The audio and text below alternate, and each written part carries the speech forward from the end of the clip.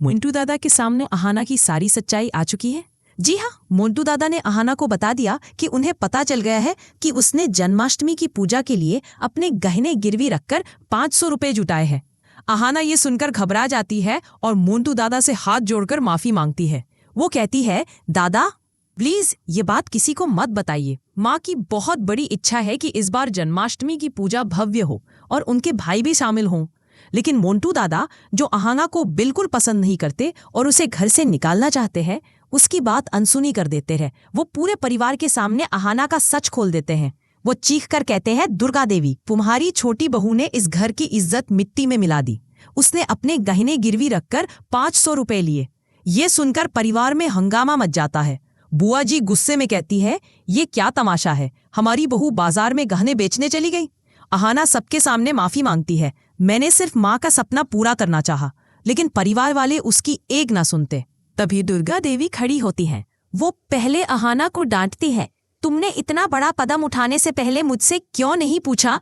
लेकिन फिर वो परिवार वालों से कहती है, अहाना ने जो किया वो इस घर की परंपरा को बचाने के लिए किया। तुम सबने तो पूजा के लिए मना कर दिया था, उसने अपनी खुशियां कुर्बान की। दुर्गा देवी चारों बहुओं अहाना, चारू, राधा और मीना को जन्माष्टमी की पूजा की जिम्मेदारी देती है और ऐलान करती है, ये पूजा वैसी ही होगी जैसी मैंने सोची है। मोंटू दादा और बुआ जी चुप हो जाते हैं, लेकिन मोंटू दादा के मन में बदले की आग जल रही है।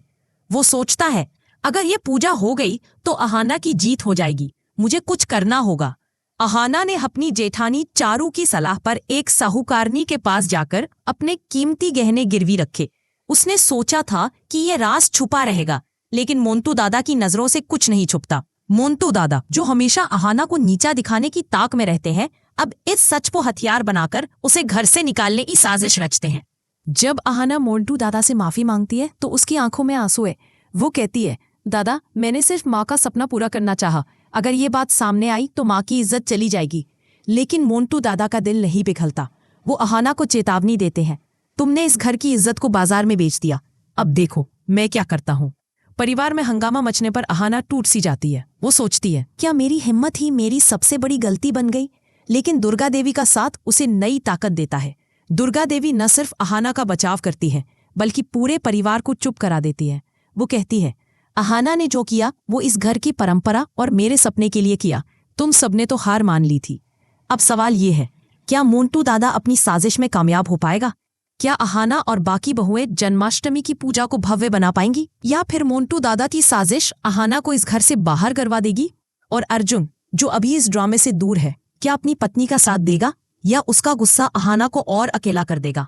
इस कहानी में एक और ट्विस्ट इंतजार कर रहा है। दुर्गा देवी ने अहाना को इतना पसंद करना शुरू कर दिया है कि वो उसे अपनी बेटी की तरह मानने लगी हैं। लेकिन क्या ये प्यार अहाना को मोंटू दादा की साजिश से बचा पाएगा? और क्या जन्माष्टमी की पूजा इस परिवार को एकजुट करेगी या इसे और तोड़ देगी? दोस्तों, ये कहानी हमें सिखाती है कि सच्चाई और हिम्मत कितनी बड़ी ताकत होती है। अहाना ने अपने गहने गिरवी रखकर परिवार की परंपरा को बचाने की कोशिश की। दुर्गा देवी ने उसका साथ देकर साबित किया कि सही का साथ देना कितना जरूरी है। लेकिन मोंटू दादा की साजिश और परिवार का विरोध इस कहानी को और रोमांचक बना रहा है। अब आप बताइए, क्या आपको लगता है कि मोंटू दादा अहाना का सच छुपाएगा या वो उसे बेइज्जत करने की कोशिश करेगा? क्या अहाना जन्माष्टमी की पूजा को भव्य बना पाएगी? और क्या दुर्गा देवी का भरोसा इस परिवार को एकजुट रखेगा? अपनी राय नीचे कमेंट में जरूर बताएं।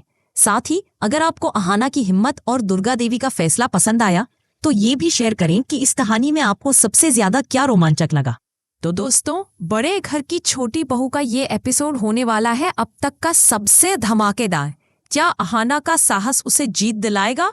क्या दुर्गा देवी का साथ इस परिवार को और मजबूत बनाएगा, या फिर मोंटू दादा की साजिश सब कुछ बर्बाद कर देगी?